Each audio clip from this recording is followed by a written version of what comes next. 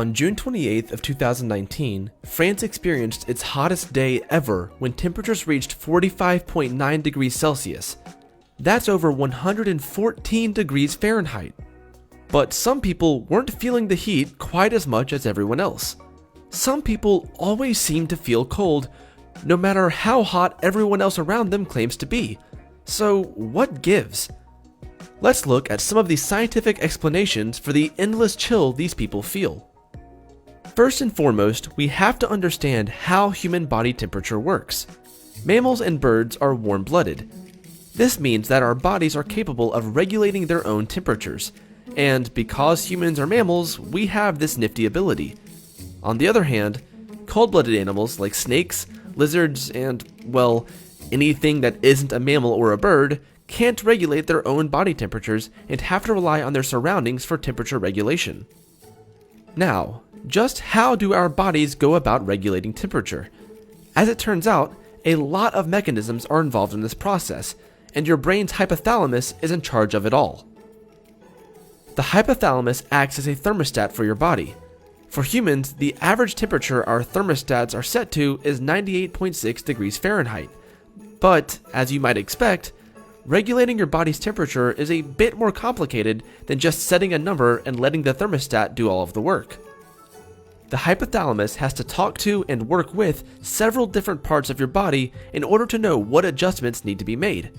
If any of those systems mess up at all, your body's temperature can drift away from that average. For example, your skin plays an incredibly important role in telling your brain what adjustments need to be made to temperature. After all, your skin is what comes into contact with the outside world. If it's hotter outside, your skin undergoes a process called vasodilation, which leads to sweating, allowing the evaporating water to cool you down.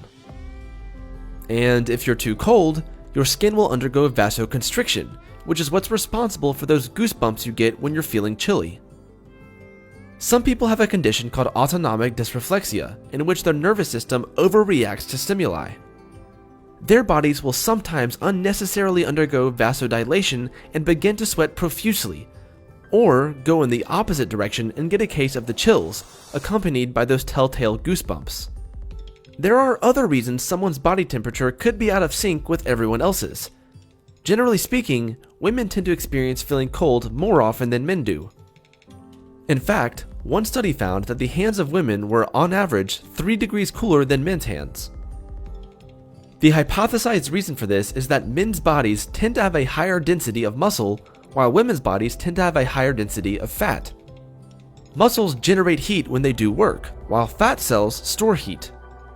This is actually why you begin to shiver when you get cold. Shivering is simply the rapid movement of muscles done in an attempt to generate some much-needed warmth. The flow of warm blood is the primary means by which our bodies regulate temperature. It is, after all, where the term warm-blooded came from. So, it shouldn't be a surprise that anything which can influence your blood flow will directly impact your perceived temperature. For example, it's known that having a high cholesterol can reduce blood flow.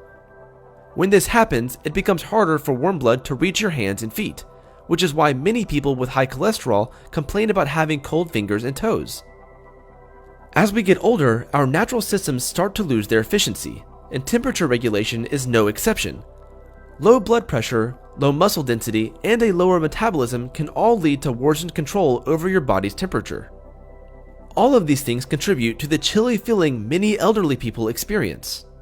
It's very important to listen to your body. If you notice that you feel cooler than usual for no obvious reason, you could be sick and have a fever. Feeling increasingly sensitive to the cold is also a symptom of some serious medical problems like diabetes. Feeling perpetually cold may seem like a convenience during a massive heat wave, but don't be fooled. Our bodies work best at a certain temperature, and it's important to make sure that our systems are working properly. If the thermostat in your home broke, you'd surely call someone to come fix it. So, if you find yourself feeling chilly, talk to a doctor and make sure your internal thermostat is okay. Oh, and be sure to tell your friend who is always cold to do the same.